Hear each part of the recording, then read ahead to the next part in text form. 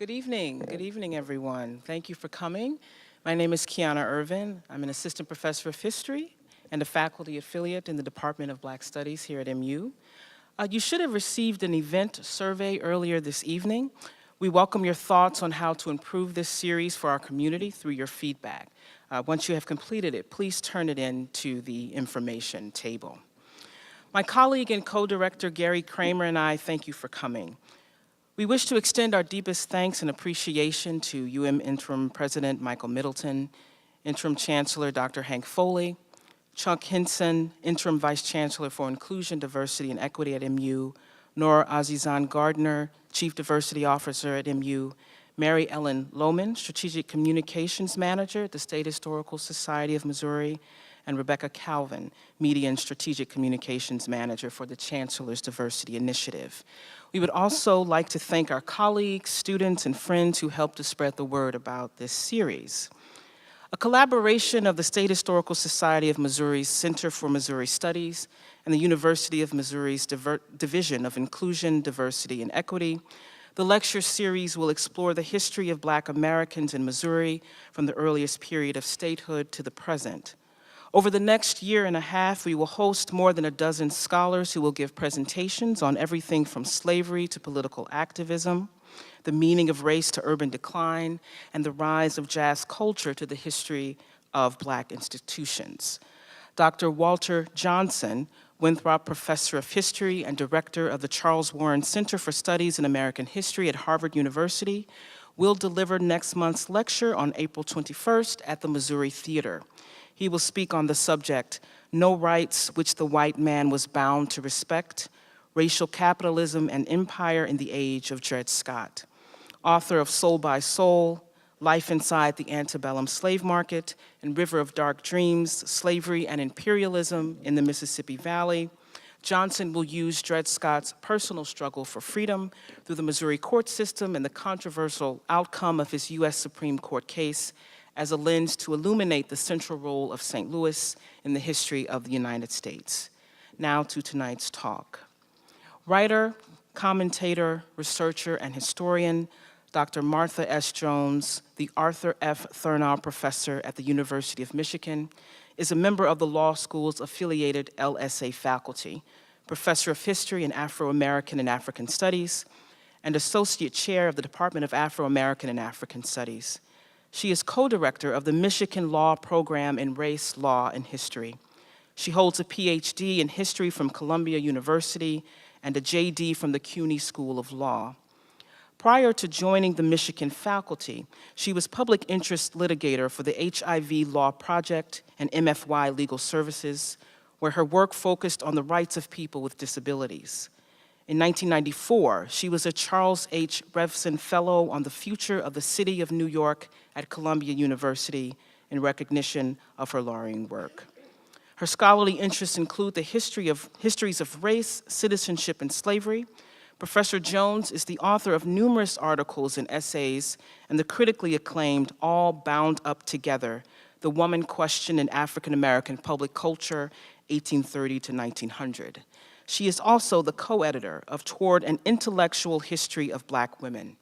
Her current project is the book Birthright Citizens, A History of Race and Rights in Antebellum America. Professor Jones describes this work as, quote, a new history of the 14th Amendment, one that begins in a local courthouse, asking how Black Americans constructed their legal rights through everyday proceedings. It is a historian's tribute to the clients I represented in New York City's poor people's trial courts. Professor Jones has received broad support and recognition for her work. At times, that recognition has come in the form of research grants and writing fellowships. In 2013 to 2014, her work was supported by the American Council of Learned Societies and the National Humanities Center, where she was the William C. and Ida Friday Fellow. She also has held fellowships from the Columbia University Center for the Critical Analysis of Social Difference, University of Pennsylvania Law School, National Constitution Center, Organization of American Historians, Library Company of Philadelphia, and Gilder Lehrman Institute of American History. In 2010, Professor Jones was elected as Distinguished Lecturer with the Organization of American Historians. In 2015, she was elected to the Michigan Society of Fellows as a Senior Fellow, and in 2016, she was appointed a Presidential Bicentennial Professor to help mark the 200th anniversary of the University of Michigan. We are fortunate to have such a distinguished scholar in our midst. I'm thrilled. I hope you are too. Please join me in extending a warm welcome to Professor Martha S. Jones.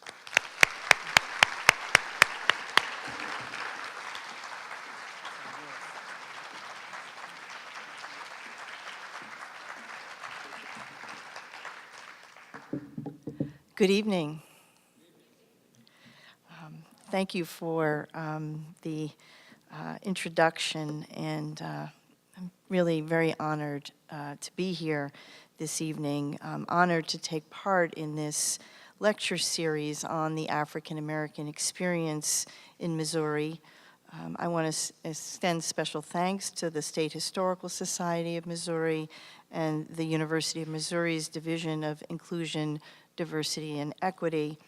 And a special thanks to Gary Kremer, whose generosity, whose scholarship, and whose spirit has really been very important to the work I'm going to speak with you about today. I spent the early afternoon today in Fulton, Missouri, the place where Celia lived and died, speaking to the faculty and students and staff at William Woods University. It was my second visit to Fulton, and it's difficult as someone who has taught and researched Celia's case for many years. It's really difficult not to experience a visit to Fulton as a pilgrimage of sorts. And I'm not alone, I don't think, among historians in working by way of a sort of belief that we learn something new, something extra when we walk the streets or the paths that our subjects once walked. With Gary Kremer and my collaborators on the Celia Project, I visited the site of the farm where Celia was for so many years, she endured what is nearly unspeakable. I paced the 60 steps that were said to separate her cabin from her owner's farmhouse. I've stood in front of the spot where the Callaway County Courthouse stood, where Celia was tried, convicted, and later hanged. And I suppose you'd say that in those sorts of moments, I'm listening. No, it's not that I expect to hear Celia's voice, though you may meet historians who will tell you that people speak to them from the beyond. I don't expect to hear Celia's voice exactly. Celia, if she's there somewhere, I hope she's in a place where she need not return to us to recount the details of her short and troubled life. Instead, I'm looking for clues. I'm listening for ways to tell you her story, how to tell it in a way that's both faithful to the past and relevant for the present. So say her name. I have said Celia's name countless times, of that I'm quite certain. Still, this 21st century hashtag demands more.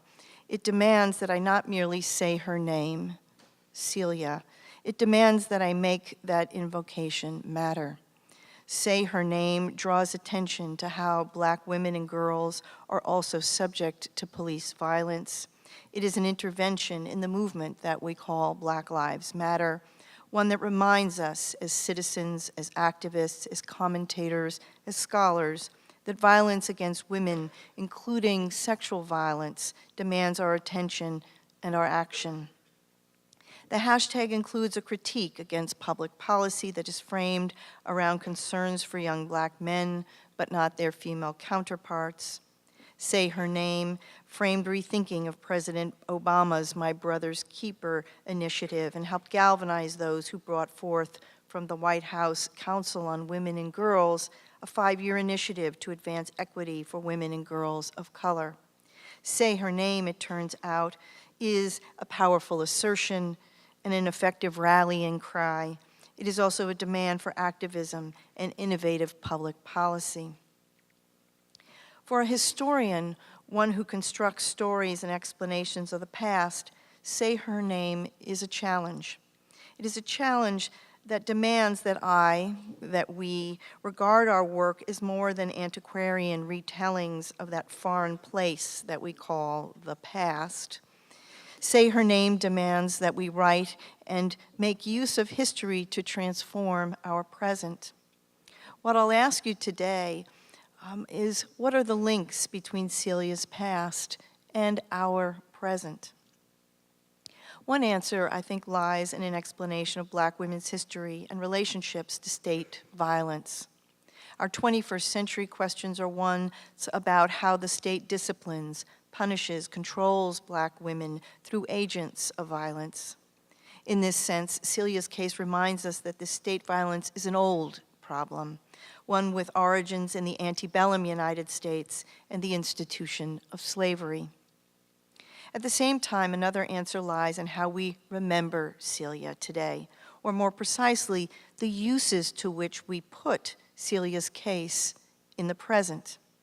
So I'll end today by sharing ideas that come out of the Celia Project about how we might remember this young enslaved woman and what that memory does for us in the present.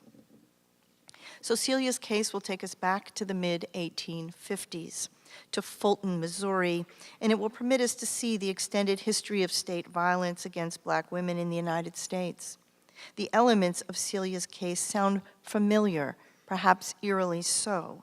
They include racism, the state, sexual assault, and a court system unprepared and perhaps unable to manufacture justice for a woman like Celia. Say her name, we'll discover, is not simply a 21st century slogan.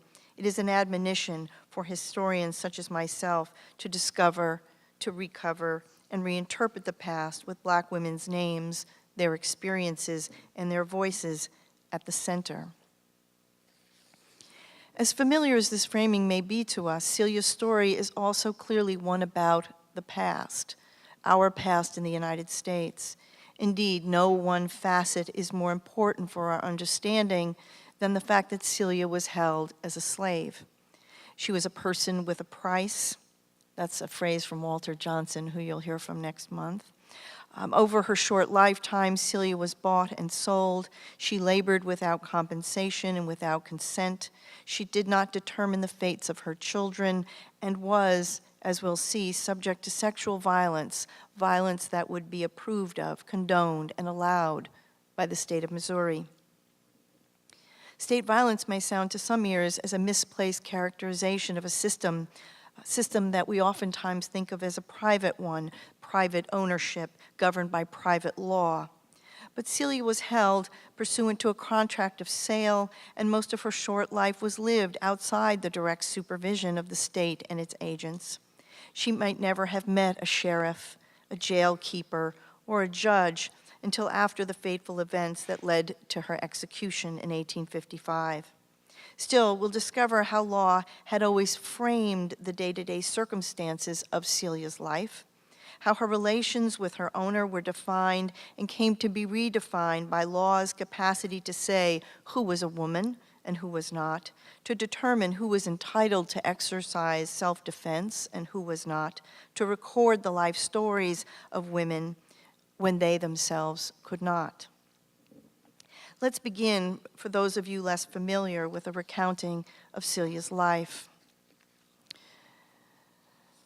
There's very little to say about her young life. We don't meet her in a formal historical sense until Celia is 14 years old. She's a young enslaved woman in Adrian County in central Missouri. She's purchased by a small farmer in the county of Callaway and the town of Fulton. He travels to Adrian, purchases Celia, and from the very first moment of this encounter, our understandings are powerfully framed. Her owner very soon sexually assaulted Celia, some will say on the very journey back to Fulton, or shortly thereafter when they arrived at the farm. What was this place to which Celia had come? Her owner was a recent widower. In his household were his children, now adults, and a grandson. He was the owner of a small farm, not a plantation setting. This is not a large-scale enterprise. At most, he owned 5 enslaved people in his lifetime, including Celia. A small slaveholder, typical of central Missouri, he made his way as a subsistence farmer, raising foodstuffs to feed his family and livestock for the market. Some whispered that he also produced whiskey. But Celia arrived not to do agricultural work, not to do farm labor. As she was brought to the farm, the purpose was perhaps she would do domestic work within the household, but she would also, over the course of the next 5 years, become the regular and frequent target of sexual assault. Her owner built Celia a small cabin 60 paces from his home, far away but not too far away to keep him at a distance. Celia would come to live there and bear 2 children, likely his, children we come to know later as Vine and Jane. And Celia, by 1855, was pregnant again for a 3rd time. She told people that she was sick. I'm never sure whether in this moment sick is a metaphor for pregnancy. It would be a way that women would speak of pregnancy in polite terms. Or perhaps she was in fact ill and having a difficult pregnancy. What is clear is that Celia did not want to be visited by her owner, that she intended finally to resist the ongoing sexual assaults to which she was subjected. The first things she appeared to do was to speak to her owner's adult daughters. She asked them to intervene with their father. She asked them to help her, encourage him to desist. To no avail. Celia then had her own confrontation, and here we arrive at the core of our story. Celia advised her owner when he came to her cabin that she would not have sexual relations with him. She warned him not to seek her out, not to visit her. Still, on a June night in 1855, he made his way those 60 paces and presented himself in Celia's cabin. He entered, spoke to her, and then stepped forward as if he intended to assault her. Celia defended herself. She picked up a stick, some say it was a club, and she struck him once and then again, perhaps many times, before he fell to the floor, dead. What do you do if you're Celia? What do you do? Part of what we know is when she retells the story to investigators is that Celia was initially shocked and surprised. She had not anticipated this result. She had intended to fend off her assailant, but she had not meant to kill him. Her aim was to protect herself, to resist sexual assault. But as she realized she had killed him, the question was, how should she deal with that fact? We know she attempted to conceal the evidence. We know that she took the body, she moved it into the hearth, into the fire of her cabin, and over the remainder of the evening, she stoked that fire 6 hours until the body was largely destroyed, leaving ashes and bone fragments.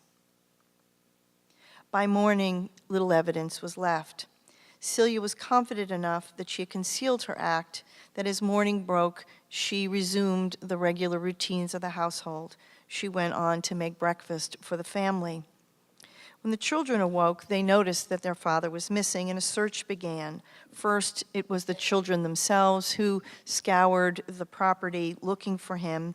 They wondered if he hadn't wandered off and been injured. But subsequently, neighbors came to begin a much more aggressive search that included, again, scouring the property, but also questioning the people on the farm, including Celia, another enslaved man, George, who we'll talk more about later, and the family itself. One grandson explained that he had helped Celia spread the ashes from her fireplace along a side path leading to the barn. George, this enslaved man, related that perhaps they wanted to search, at least in the area of Celia's cabin. Celia herself was questioned, and she progressively told a story. Initially, she denied knowing anything, but slowly, under pressure, she began to reveal what had happened the night before. We can understand her reluctance, I think, to admit what had transpired. But as investigators began to not only question her, but to threaten that she might be separated from her children if she did not cooperate, Celia did indeed confess. She explained that she had struck Newsom, that she had burned his body and spread the ashes. The story now moves into a legal frame, and much of the evidence, much of what we know about Celia comes from the court record in this case. An inquest was held, a local grand jury heard testimony from many of the witnesses. Celia was indicted, formally charged with murder. There was a trial, and many of the same parties who were first gathered together, if you will, on the farm the morning after the killing were there again gathered together in the courthouse to tell their stories. Celia herself did not testify. Missouri law prohibited generally all defendants from testifying in their own behalf in this period.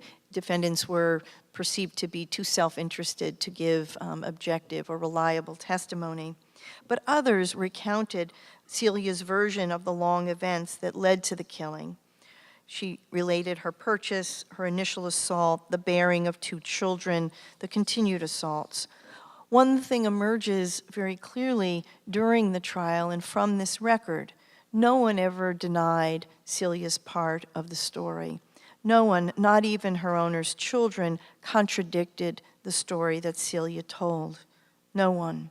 There was never a question that he had demanded sex from Celia, that she had survived years of abuse, and that she was pregnant once again, and then tried to resist. This story, Celia's own story, was adopted by local farmer witnesses, by the family, and by the court itself. On this point, everyone agreed. Celia was found guilty by a local jury. We'll come back a bit to the jury deliberations also. And she was sentenced to death by hanging. And then there's a curious moment, or at least curious still for me, one that I think we know too little about still. Celia avoided execution on her initial hanging date because she was secreted out of the jail and taken to a hiding place. Who was responsible for aiding her? We can't exactly say. It's one of the mysteries of this case. But we do know that eventually she returned to the jail, to the custody of the state. A new execution date was set. The state's Court of Appeals refused to stay or delay the execution until the case was formally reviewed. There was no merit, the High Court said, in Celia's attempt at an appeal. And with no legal barrier remaining to delaying her execution, on December 21st, 1855, Celia was hanged in Fulton. What I want to do with the rest of my time today is revisit Celia's case with Say Her Name in mind. I want to come back to her case, to the history of state violence, the history of how slavery and law operated hand in glove in the life of Celia, the history of how layers of violence, what we might term law's narrative violence, that is the violence that results from the stories, the characterizations, the interpretations of law, how these all tell us something important about the positions and the experiences of enslaved women. This is a shot of the site where the farm once stood in Fulton. This is now here what you'll find are trees and clearings, some cornerstones, foundation stones, but really just a shadow of the farm of 1855. The court record, while it includes a confession by Celia, and here, I think if I have a pointer. Here is a page from Celia's, what's often termed Celia's confession. You can see her X here at the bottom of the page. The court record offers us some window into Celia's story. but it is a fragmentary one, a partial one that is really framed very powerfully by the kinds of questions that investigators, that lawyers, that jurors and judges ask. It is not a window into the interiority, I think, of Celia herself. And so for the historian looking to retell Celia's story, we look beyond the text of this record to other sources, attempting to piece together what life in that household might have been like for Celia as a young woman. And on the left, you'll see the title page from what is today a frequently read text authored by Harriet Jacobs in 1860 and 61, Incidents in the Life of a Slave Girl. Jacobs, like Celia, was enslaved as a young woman, in her case in North Carolina. She too was preyed upon by the head of the household in which she lived and worked. Jacobs tells us in her narrative, published narrative, which by the way she publishes under a pseudonym for fear of recrimination, but she tells us in this narrative what it's like to live daily with the threat, the specter, the fear of sexual assault for a young enslaved woman working in a household. So we learn a great deal, I think, from Jacobs about how to understand the terror, if you will, that Celia lived with day in, day out. It helps us understand that desperate act in 1855. Jacobs also, like Celia, is determined to find a way out. And she takes, however, a very different route, and she tells us in her narrative how she escapes from her household, leaving behind her children, a mother like Celia leaving behind her children, but she escapes the household, and Jacobs' story is quite remarkable because she spends 7 years hiding in an attic nearby, an attic in a home owned by her grandmother, waiting for the opportunity to flee North Carolina and arrive in free territory. 7 years in what was a crawl space. And so while the circumstances of these two women were dramatically different in some regards, Jacobs, the enslaved woman who had learned to read and write and ultimately will publish her memories in a book that is still widely read today, Celia, unable to read and write, relying upon the words, the promises, the reassurance of others as she marks the X on her confession. Even as these two women lead in many ways very different lives, their companion stories, I think, helps us appreciate that part of the work inspired by Say Her Name is find her voice, right? Find those clues, those openings, those signs that help us appreciate what a court record will not tell us, which is how it is that a young woman subject to sexual violence over many years finally makes the desperate decision to pick up a club and to strike out in her own self-defense.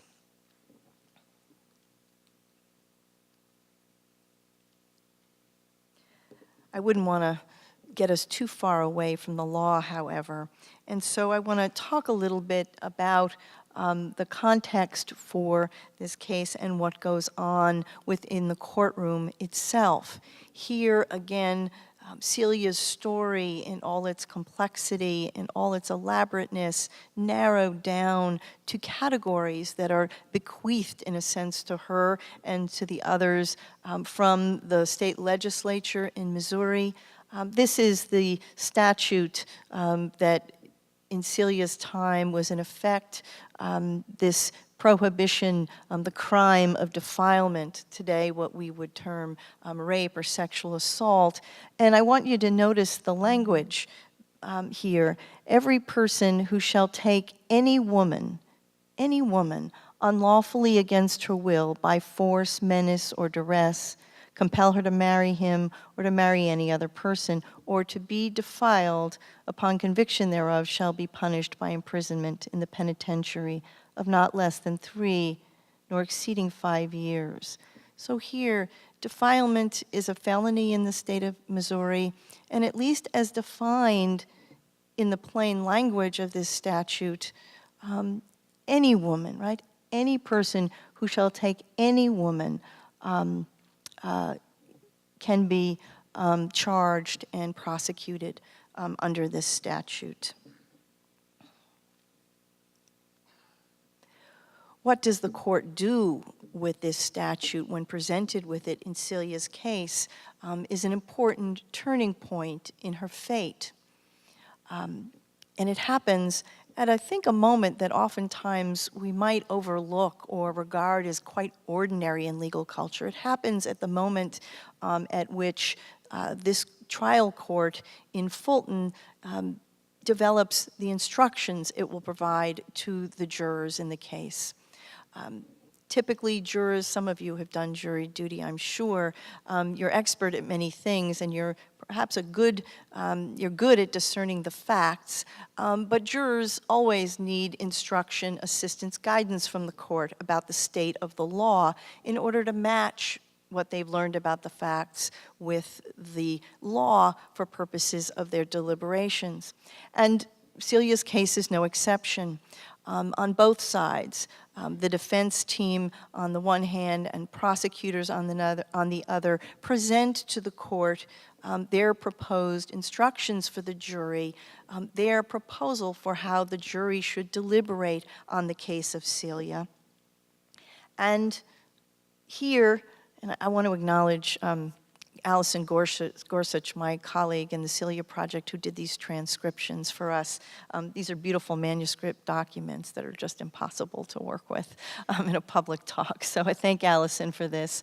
The defendant's proposition to the court is that the jury should be instructed, in essence, that if Celia acted to protect herself against a forced sexual intercourse, that she should be found not guilty, right? In other words, this is the instruction about self-defense that the defendants propose, and as my notes suggest, is refused by the court.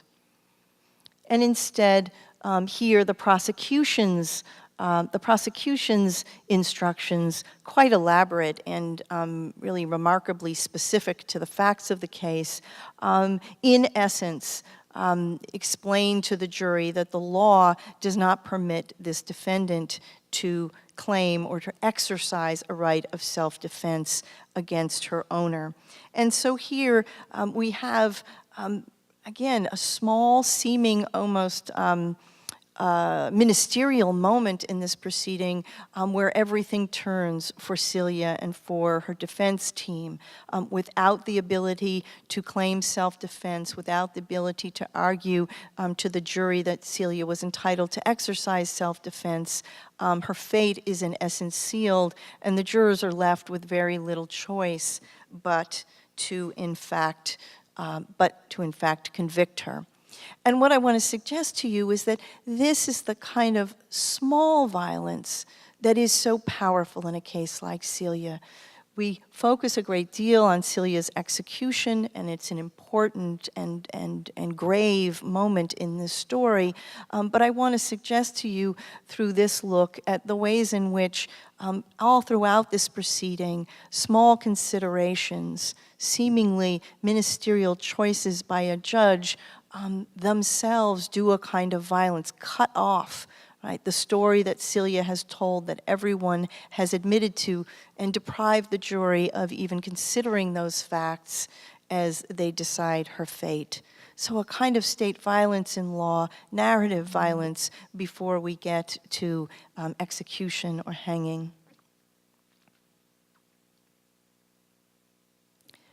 I promise to come back to the character of George, because George gives us another opportunity to appreciate the kind of narrative violence that is unfolding throughout the investigation and the trial of Celia helps us appreciate the ways in which the stories she might tell are perverted, are twisted, are used in ways that undermine, I think, how she might be experiencing this proceeding. So I want to tell you a little bit about George. You'll remember that George is the other enslaved person the adult enslaved person on the Newsom farm in 1855 when Celia kills her owner. Some said that George was Celia's friend. Others said that George was Celia's lover. Some even suggested that George was the father of the third child.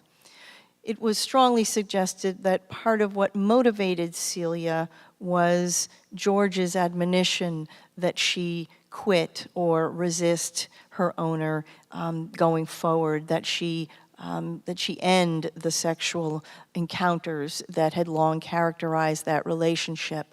Hard to say, but I want to look at some of the evidence with you once again to appreciate the kind of narrative violence that is being constructed in this case and how new evidence might help us think critically about it.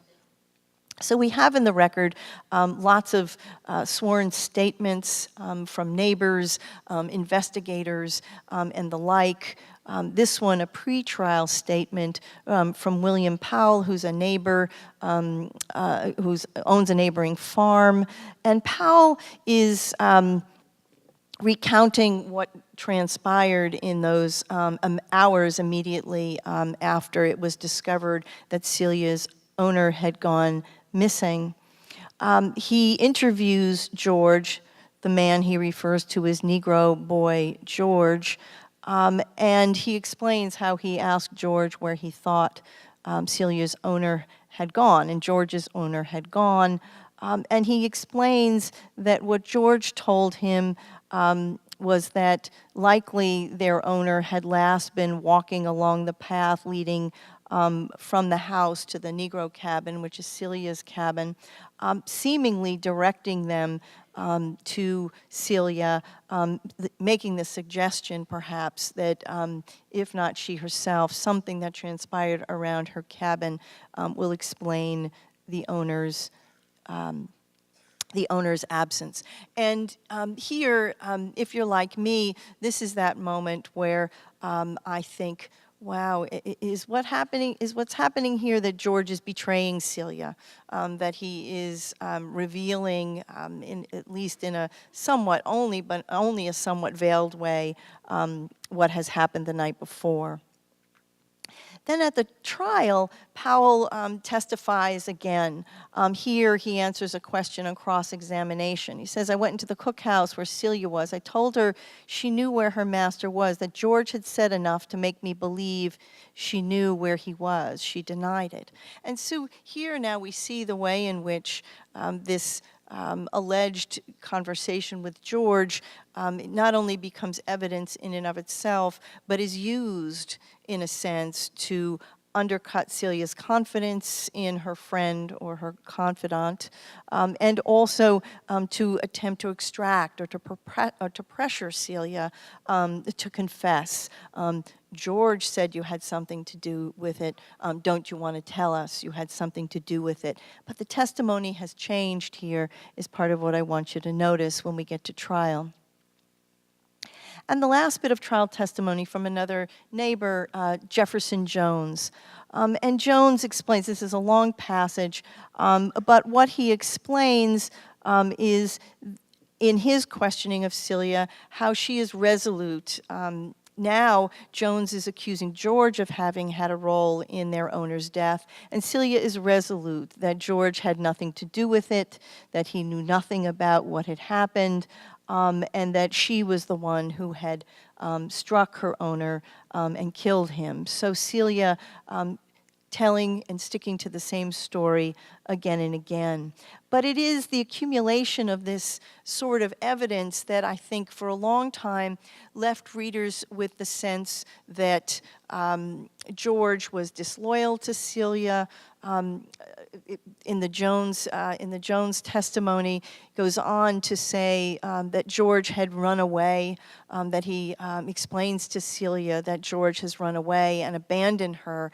And for many historians and many readers of the Celia case, this sort of sealed the deal, that somehow George had, if he'd had a role in it, he had abandoned Celia, left her holding the bag, if you will, to face the court alone. And for a long time, we accepted the idea that George had run away because these witnesses had told us that that's what they told Celia.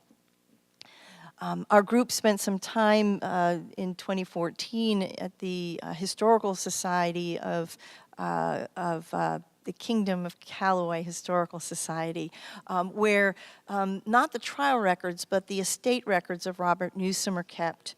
And here in these records, what we see is something new, something we hadn't known, and I know you can't read it here, but in the inventory of Newsom's estate, and Newsom is Celia's owner, in the inventory of the estate are 3 slaves, 2 of them Celia's children, and the third is George. And when we go further into this record, what we find is not only is George still present and accounted for in this household when the estate is accounted, but that he is eventually sold, as are Celia's children.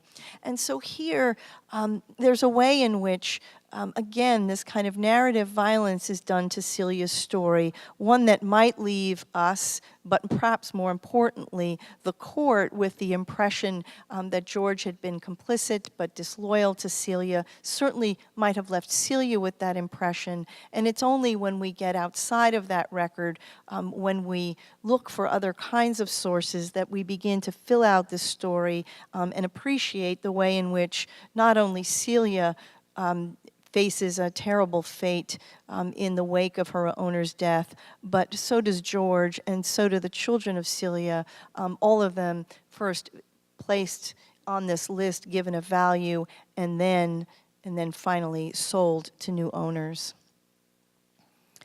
So I want to end by talking a little bit about our project and how we're thinking going forward about the Celia case, and move to this subject of memory. Once we appreciate not only Celia's humanity and the complexity of her story, once we pull back the layers a bit and begin to set aside some of the assumptions, perhaps the wrong assumptions that the court record gives us, what then are we left to do, if anything? Say her name suggests we're charged with acting on what we learn. And that's the last piece. Celia's story was first retold in 1991 by historian Melton McLaurin in what today is a very popular text, and I recommend it to you if you're interested in reading more about Celia. But McLaurin ushered in a period of extraordinary memory practices around Celia. 1995, Margaret Bush Wilson, an activist and attorney in St. Louis, works with artist Solomon Thurman to create this portrait of Celia that you see here. In Fulton itself, activists, community members have come together to remember Celia as a way of focusing the community on its present-day challenges around race relations. There have been stage productions, both in Fulton, in London, and recently someone won one of Yale's very prestigious drama awards for a play on Celias Story. So here the creative arts playing a role, helping us interpret the case anew by way of imagination, by way of creativity. And then there's the Celia Project. And the work that we have proposed to do includes work around coming back to the courthouse, coming back to legal culture, appreciating history, appreciating the creative arts, fiction, appreciating the community activism, and asking ourselves what role the courthouse should play. So I'll leave you with a question, and it is one about what it is that law might do in the case of Celia, might do in light of what we know today. And our suggestion is a posthumous pardon for Celia, that we might ask the courts of Missouri, the governor of Missouri, to revisit Celia's case, to appreciate the insights that come from the evidence, both old and new, and to tell us something new about the way in which law views the problem of sexual violence, power, and the state. So I look forward to a conversation with you all about that prospect, and with that I'll say thank you very much.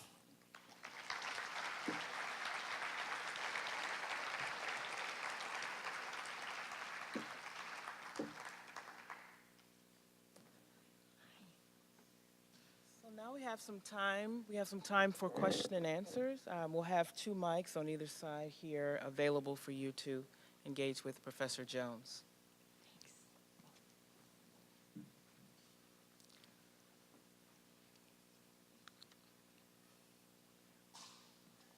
So I can say, to try and entice you into a conversation about what it means to pardon Celia, I can tell you that posthumous pardons are rare, and yet we can tell a story about many that have been granted as a way of rethinking the history of slavery, the history of Jim Crow and segregation. Just recently in the state of New Hampshire freed 14 slaves in 2013. That sounds almost like an oxymoron, except the state legislature had on its desk a 1779 petition from 14 slaves who had claimed to be free people by virtue of their service in the American Revolution. And in 2013, the legislature took it up and finally granted them their freedom. Clearly a symbolic act, but a powerful one, I think, for thinking about Celia's case. So, hi. Hi, I'm a resident of Fulton also. But I had a question about, to clarify, the initial instructions that we saw, was that like to say, basically, if he had been raping her, you must acquit? Was that way from the defense attorneys, and that was never presented to the jury? Is that what happened? That's exactly right. And in the court file, which is a manuscript file, you can see the document that lists the proposed instructions, and the judge X's some and refuses them and accepts others. So we can see his deliberations as he goes through the proposal. And yes, that was the proposal, and it was one that he refused. I think he uses the word refuse in the margin of the document.